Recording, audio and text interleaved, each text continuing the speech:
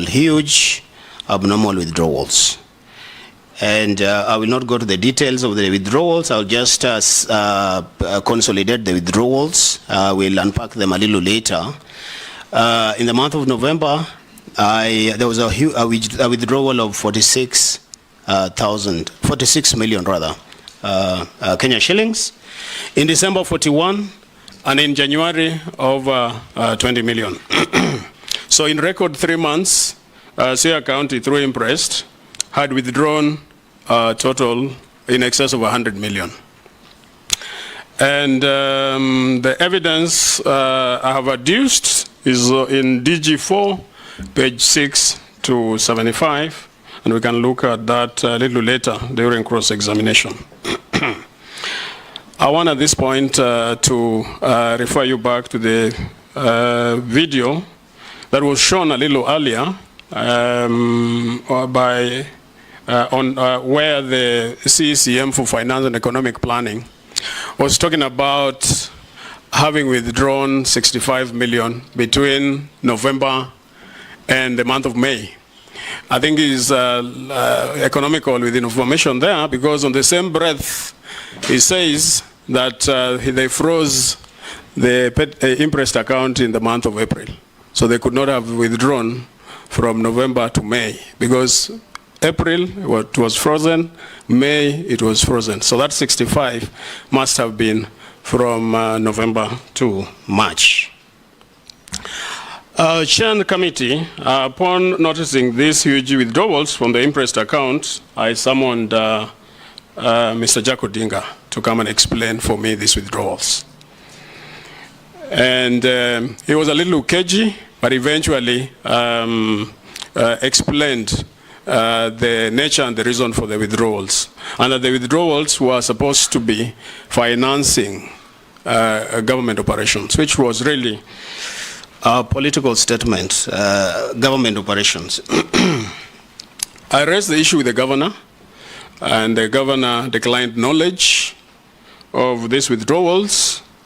And at that point, I did not pursue it further. And I knew that since I had already raised it, it was not going to be an issue anymore. Unfortunately, in the month of December, that position still obtained. And January, the same withdrawals continued. So,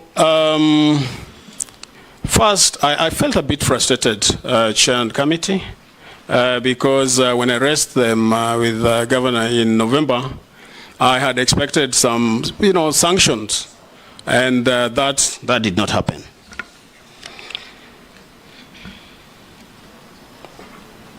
So, in the month of February, I need to also give some background around my relationship with Governor. We had a fairly intimate, fairly close relationship the first 3 months.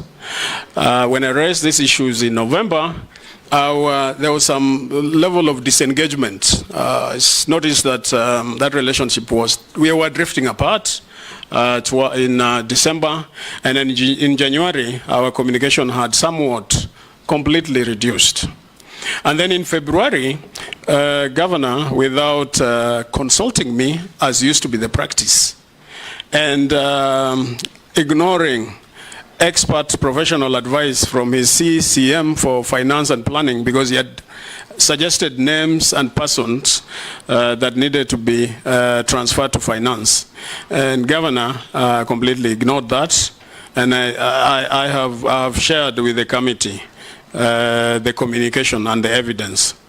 And, in one clean sweep, transferred 3 individuals back to finance. And these individuals were under investigation on account of the theft of the 600 million and 400 million. I noticed the previous speakers before me, the witnesses, no one has been talking about the 400 million.